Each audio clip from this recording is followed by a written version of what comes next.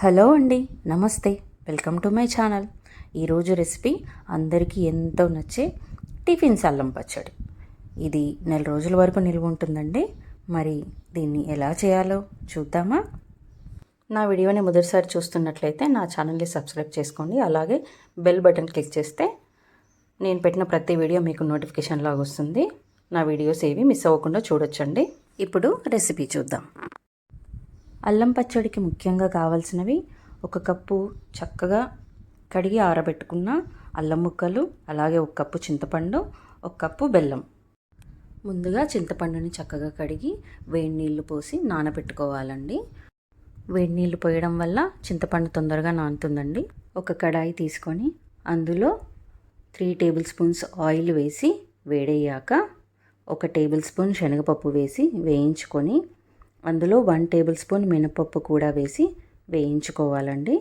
ఇందులో ధనియాలు కూడా వేసి వేయించుకోవచ్చండి. నేను యాడ్ చేయలేదు. మీకు కావాలంటే 1 టేబుల్ స్పూన్ ధనియాలు వేసి వేయించుకోండి. పప్పులు చక్కగా వేగిపోయాయండి. ఇప్పుడు ముందుగా తరిగి పెట్టుకున్న అల్లం ముక్కలు కూడా అందులో వేసి లో టు మీడియం ఫ్లేమ్లో కాసేపు వేయించుకుందామండి. అల్లం ముక్కలు వేగడానికి కాస్త టైం పడుతుందండి. నాకైతే 7 to 8 మినిట్స్ టైం పట్టింది. అల్లం ముక్కలన్నీ పచ్చివాసన పోయేంత వరకు అలా వేస్తూ ఉండాలి. అల్లం ముక్కలు చక్కగా వేగితే మంచి అరోమా వస్తుందండి. చూసారా, అల్లం ముక్కలు చక్కగా రంగు మారాయి, మంచి స్మెల్ కూడా వస్తుందండి. ఇప్పుడు ఇందులో 2 కప్పుల వరకు ఎండుమిరపకాయలు వేసుకుందామండి.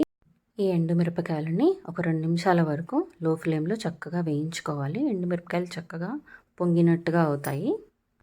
ఎండుమిరపకాయలు చక్కగా వేగిపోయాయండి. ఇప్పుడు కాసేపు చల్లారబెట్టుకుందాం.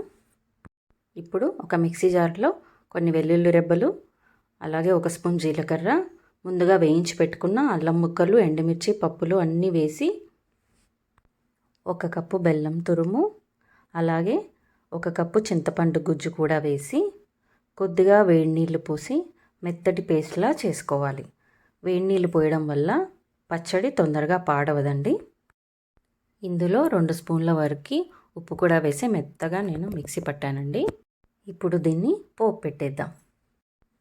అల్లం ముక్కలు వేయించిన కడాయిలోనే ఇంకో 2 టేబుల్ స్పూన్ల ఆయిల్ వేసి వేడైన తర్వాత ఆవాలు, జీలకర్ర, ఎండుమిర్చి, వెల్లుల్లి, కరివేపాకు అన్నీ వేసి చక్కగా వేయించుకోవాలి. ఇందులో ఇంగువ కూడా యాడ్ చేస్తే చాలా బాగుంటుంది. ఇప్పుడు ఇందులో ముందుగా మిక్సీ పట్టుకున్న మిశ్రమాన్ని అంతా వేసి ఒక 2 నిమిషాల వరకు లో ఫ్లేమ్లో ఉడికించుకోవాలండి. అంతే అండి, ఎంతో టేస్టీ అయిన అల్లం పచ్చడి రెడీ అయిపోయింది. అల్లం పచ్చడి హెల్త్కి చాలా మంచిదండి. ఇది డైజెషన్ని ఇంప్రూవ్ చేస్తుంది, ఇమ్యూనిటీని పెంచుతుంది, అలాగే కోల్డ్ కాఫ్ ఉన్న వాళ్ళకు కూడా చాలా బాగా రిలీఫ్ ఇస్తుందండి. ఈ పచ్చడిని మనం 1 మంత్ వరకు ఫ్రిడ్జ్లో స్టోర్ చేసి పెట్టుకోవచ్చండి.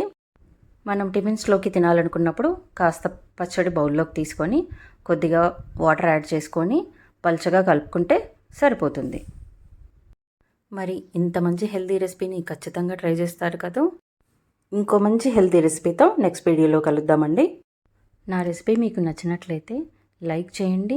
మరిన్ని వీడియోస్ కోసం నా ఛానల్ని సబ్స్క్రైబ్ చేయండి. అలాగే మీ ఫ్రెండ్స్తో షేర్ చేయడం కూడా మర్చిపోకండి. Thanks for